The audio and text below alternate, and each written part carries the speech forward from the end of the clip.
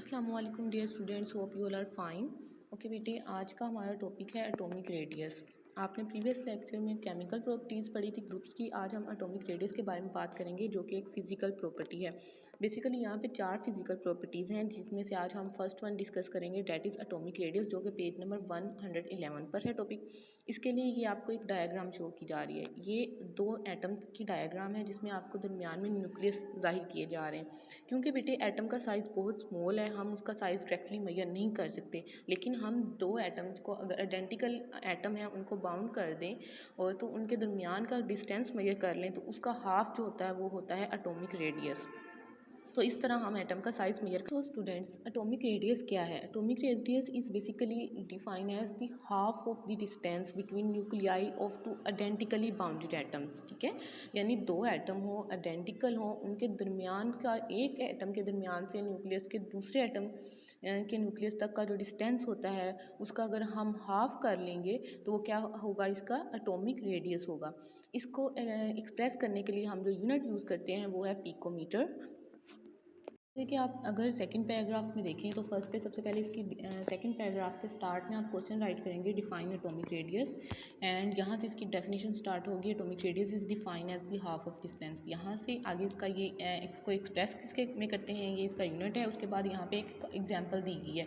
Example किसकी दी गई है? कार्बन एटम की। यानी कि कार्बन के जो 2 एटम्स होते हैं उनका डिस्टेंस होता है 154 pm, लेकिन जब हम इसका हाफ लेते हैं वो 77 आता है, जो कि एक्चुअल में रेडियस है किसका?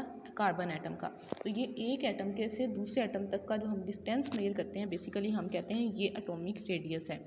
ठीक है, एंड और हम ये 2 एटम्स का क्यों मेजर करते हैं? क्योंकि आपको मैंने पहले बताया कि हम जो है एटम का साइज़ बहुत स्मॉल होता है, इसलिए उसका डिस्टेंस वैसे मेजर नहीं कर सकते, इसलिए हम 2 identically bounded atom class. Next जो चीज़ हमारे पास आ जाती है वो है variation of atomic radius in periods and groups. यानी हमारा जो पीरियडिक टेबल है उसमें किस तरह का ट्रेंड शो करते हैं। जब हम मूव करते हैं, आपको पता है पीरियड्स में हम स्टडी करते हैं लेफ़्ट टू राइट। जब हम लेफ़्ट टू राइट जाते हैं, जो साइज़ होता है एटम का वो डिक्रीज़ हो जाता है। क्यों? क्योंकि जो इलेक्ट्रॉन्स हैं वो तो इंक्रीज़ हो रहे होते हैं, लेकिन शेल इंक्रीज़ नहीं होता, शेल सेम ही रहता है।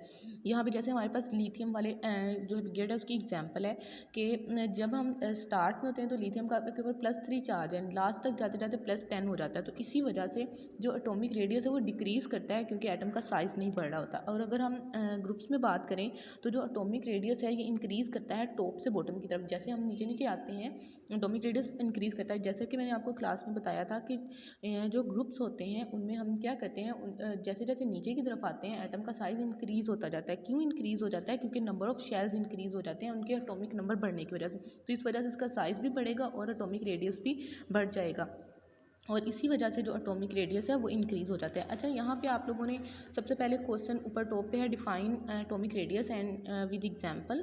तो ये आपका सेकंड पैराग्राफ इसका आंसर है, जिसमें आप पहले डिफाइन करेंगे और देन उसकी एग्जांपल और उसका यूनिट है। उसके बाद बेटे आपने यहाँ पे क्वेश्चन लिखना है, जहाँ पे है variation of atomic radius in periods. यहाँ पे आप क्वेश्चन लिखेंगे, why does the atomic radius of element increase down the group. यानी कि जो एटॉमिक रेडियस होता है ये डाउन द ग्रुप इंक्रीज़ क्यों होता है। और इसी तरह आप क्वेश्चन लिखेंगे कि why does atomic radius decrease from left to right in period. Periods वाले पैराग्राफ पे पीरियड्स का क्वेश्चन एंड ग्रुप्स वाले पैराग्राफ पे दूसरा क्वेश्चन, और ये दोनों पूरे पैराग्राफ इसका आंसर्स हैं। इस तरह जो लास्ट है इंटरेस्टिंग इन्फॉर्मेशन, इस पे आप क्वेश्चन लिखेंगे, is atomic size always increase by increasing atomic number. क्या जैसे ही एटम का साइज़ बढ़ेगा तो उसका जो एटॉमिक रेडियस है वो भी इंक्रीज़ होगा।